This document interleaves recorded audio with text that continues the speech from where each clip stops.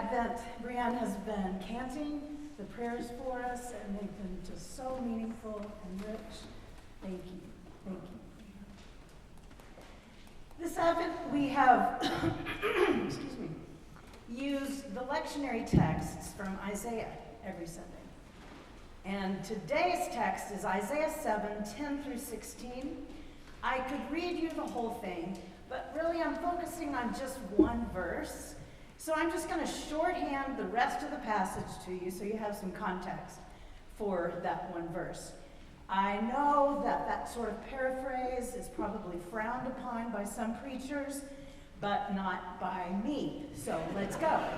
In this passage, King Ahaz is freaking out because enemies are circling Judah. God sends Isaiah over to King Ahaz and basically says, calm down, King, everything's going to be okay. And then God says, that's right, King. Do you want a sign to prove it? Ask for anything. But King Ahaz is a bit stubborn. That's my interpretation. And he says, no, I will not test God. Isaiah shrugs. That's also my interpretation. But I picture him doing that. Isaiah shrugs and says, okay, fine. But here's a sign anyway. A young woman is going to have a baby. And before that kid is old enough to tell right from wrong, the enemies that you're afraid about, the threat is going to be gone, peace is coming, God is on your side. And that child is going to be called Emmanuel, which means God is with us even when things are hard. The end, at least of that passage for today.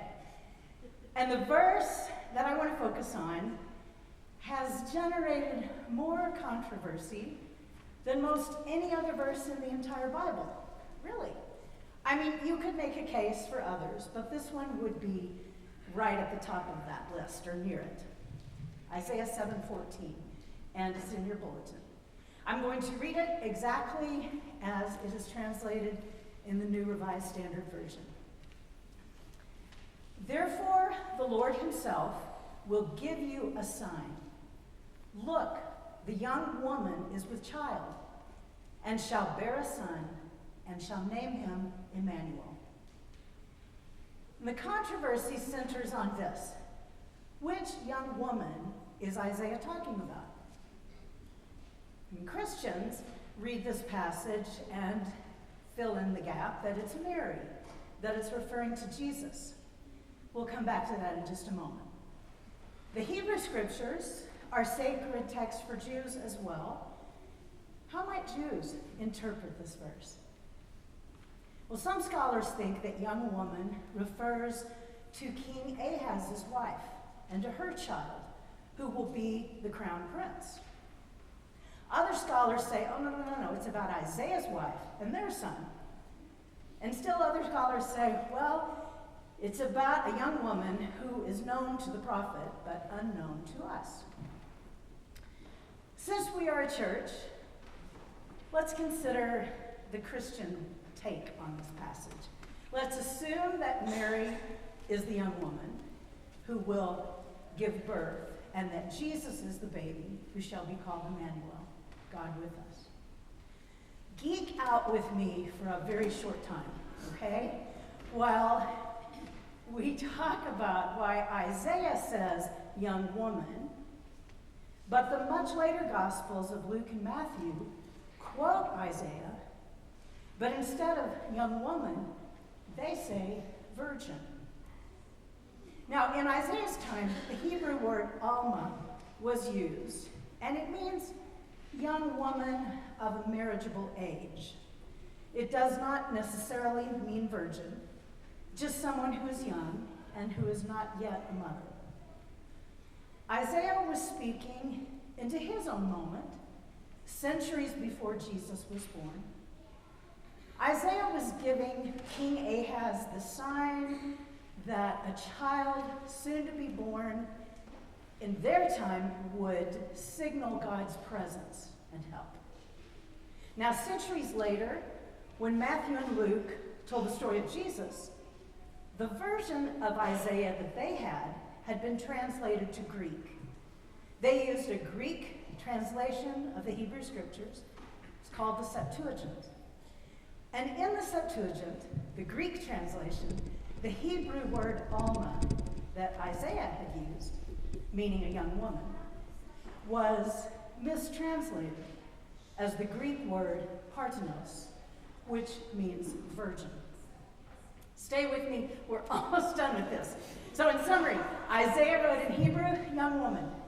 Early Christians read a Greek translation of Isaiah that inaccurately said virgin, and then developed all of the theology of a so-called virgin birth of Jesus.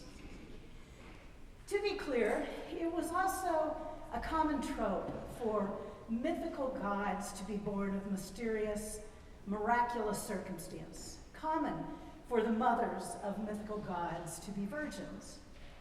And so it's also a way that the writers of Matthew and Luke might have sought to establish Jesus as God. You know, some of us love the idea of a miraculous birth of Jesus.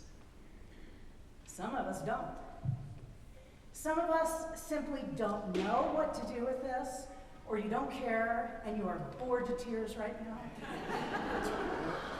All of that is okay, because here's what I believe is the deeper truth of Isaiah's sign and Mary's story and every story of new life. God does not need a miraculous pregnancy in order to show up. God is more ordinary and more extraordinary than that. God shows up all the time, in bodies, in breath, in flesh. In the quiet courage of a young woman who says yes to life, even in the middle of a frightening world. Isaiah's point was not, let me wow you with biology. His point was, a child is coming, and even an ordinary child, perhaps especially an ordinary child, is a sign that God is not done. That God comes to us again and again, over and over, in the flesh of a newborn baby. And by this way of thinking, every child welcomed into the world is Emmanuel, is God with us. God chooses to arrive through human vulnerability and love. That's what Emmanuel means, God with us, God in our mess, in our fear, in our longing, God with us in our love, our joy, our courage. When we let ourselves hear it that way, then the story opens up, because this isn't only about one baby a long time ago. It becomes about every parent who's carrying a child while the world around them feels dangerous.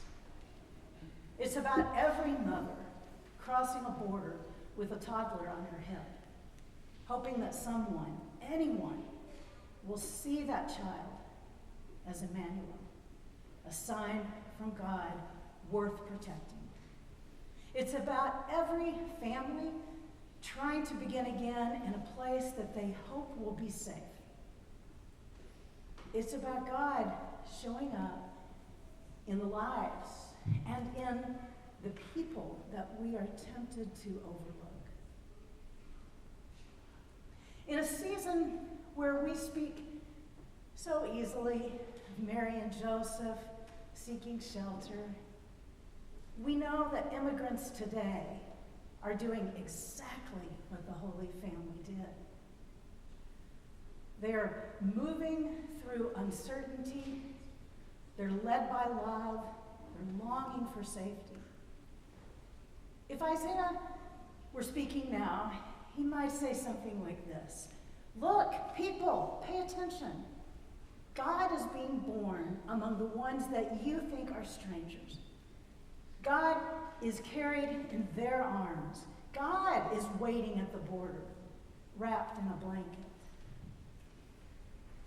Pregnancy and birth, miraculous or not, can be viewed as signs that God still leans toward the world in love.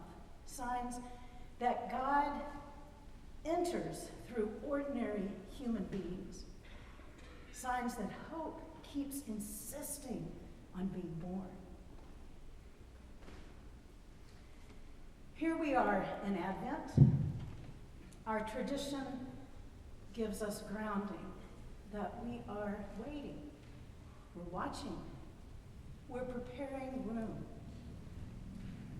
Perhaps not for a miraculous moment that floats above life, but for a God who comes to us in the most human way possible.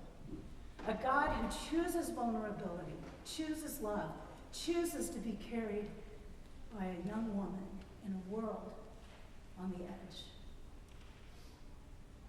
This is the sign that Isaiah gave. This is the sign that Mary bore.